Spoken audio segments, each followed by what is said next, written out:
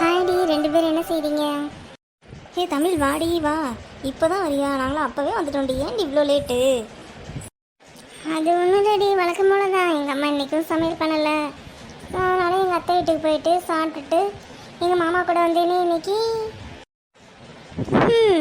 நீ எப்போ பார்த்தாலும் உங்கள் மாமா பற்றி மட்டும்தாண்டி பேசுகிற. ஆனால் உங்கள் மாமா என்ன நினைக்கிறாருன்னு உனக்கு எப்படி தெரியும்?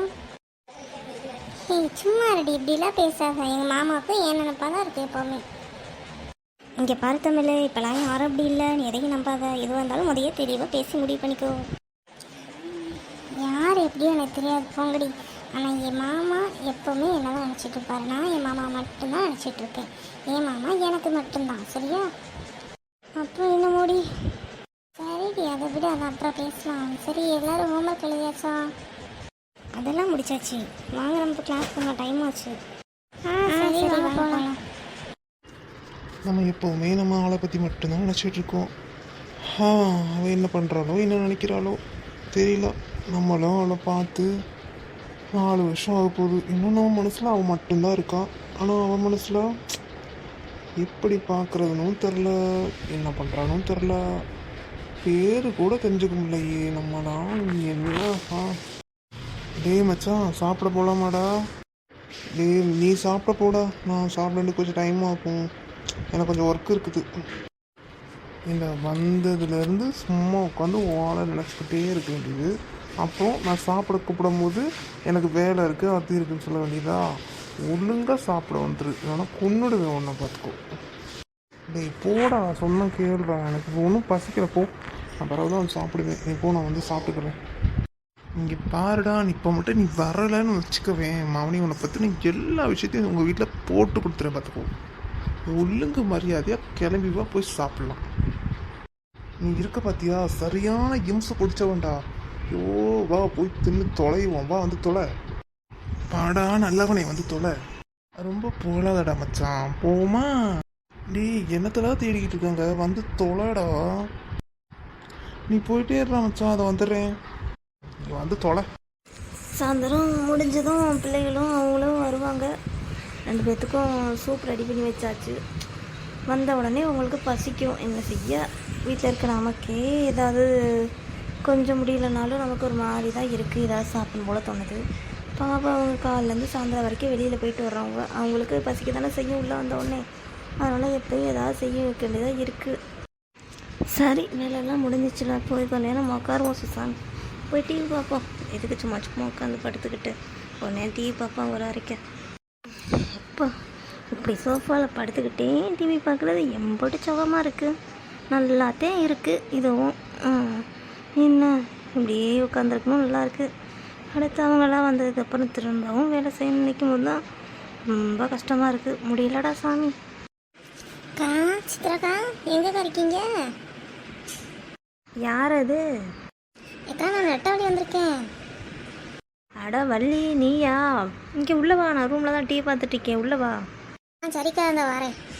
வா வள்ளி, இப்படி உட்காரு, டிவி பார்ப்போம். என்னக்கா, இன்னைக்கு எதுவும் வேலை இல்லையா? அப்படி ஹாயாக படுத்து டிவி பார்த்துட்டு இருக்கீங்க? இல்லைனா எப்போ பார்த்தாலும் ஏதாவது ஒரு வேலை செஞ்சுக்கிட்டே தான் இருப்பீங்க. எனக்கு ரொம்ப ஃப்ரீயாக இருக்க மாதிரி தெரியுது. அட நீ வேற வள்ளி, அதெல்லாம் ஒன்றும் இல்லை. கொஞ்ச நேரம் ரெஸ்ட்டு கிடச்சிது, சரி படுப்போமே அப்படின்னு படுத்திருக்கேன். நீ உட்கார, நம்மளும் கொஞ்சம் டிவி பார்ப்போம். சரிக்கா.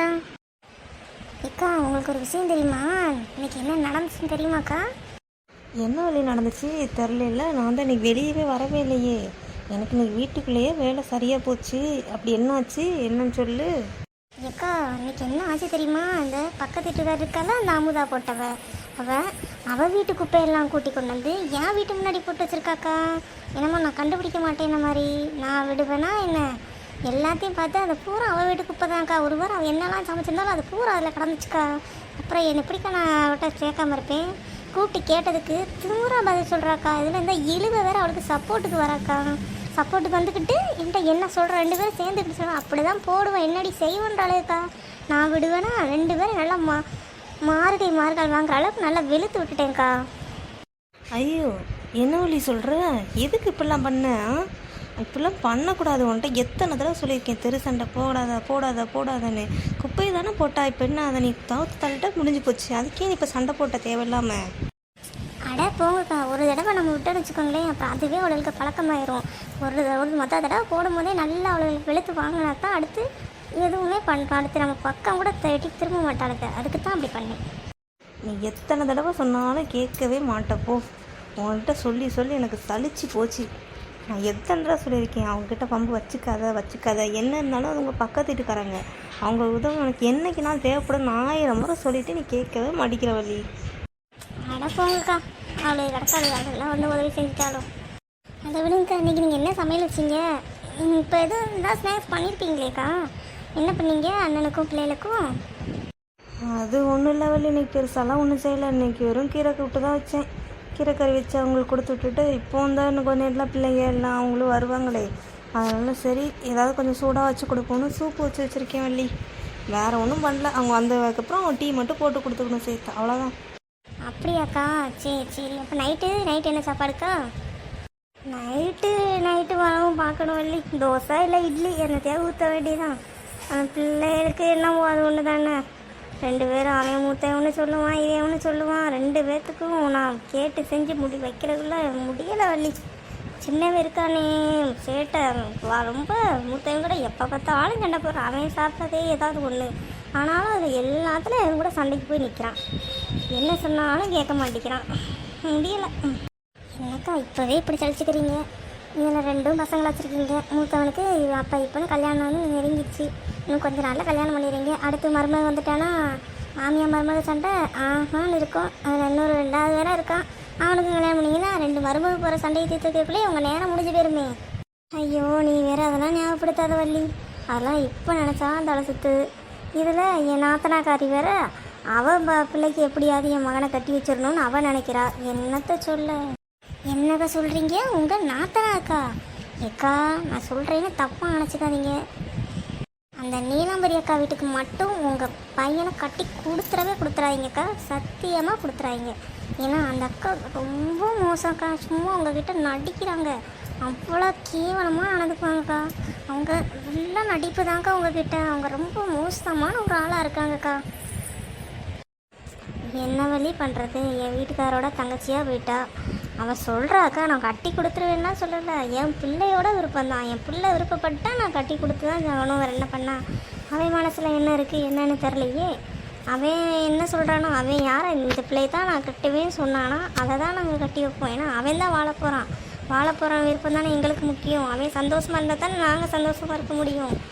நீங்கள் சொல்கிறது சரிதான்க்கா. ஆனால் நம்ம பையன் அப்படிலாம் பண்ண மாட்டான்க்கா. அவன் நீங்கள் சொல்கிறதான் கேட்பான் எப்போவுமே. அந்த இதில் நம்பிக்கை இருக்குது. ஏன்னா உங்கள் பையனாச்சு, உங்கள் வளர்ப்பாச்சு. அவன் எப்படி வேறு ஒரு பொண்ணை நினச்சிக்கிட்டு இருப்பான். கண்டிப்பாக நீங்கள் சொல்கிறத தான் கல்யாணம் பண்ணுவான். நீங்கள் உங்கள் நாத்தான பொண்ணை மட்டும் முடிச்சிடாங்கக்கா. சரி வள்ளி, சரி நீ விடு அமைதியாக இரு. அதெல்லாம் மோஸ்ட்லி நடக்காது வள்ளி. சரி வள்ளி, நாளைக்கு நம்ம கடைக்கு போவோமா? கொஞ்சம் வேலை இருக்குது. என் மூத்த மகனுக்கு பிறந்த நாள் வருது. 2 நாள் தான் இருக்குது. ஸோ நாளைக்கு கடைக்கு போய் அவனுக்கு ட்ரெஸ் எடுத்துகிட்டு வருவோம். அவனையும் வர சொல்லியிருக்கேன். நீயும் வா வள்ளி, நம்ம போகலாம். நீ நான் அவர் எல்லாம் 4 பேரும் காரில் போவோம். போய் ட்ரெஸ் எடுத்துகிட்டு வரலாம். அடுத்த நாள் பிறந்தநாள் இருக்குது, வீட்டில் வச்சு கொண்டாடுறோம். வந்துரு வெளி எல்லாரையும் கூட்டிகிட்டு. அப்படியாக்கா, பிறந்தநாள் வருதா?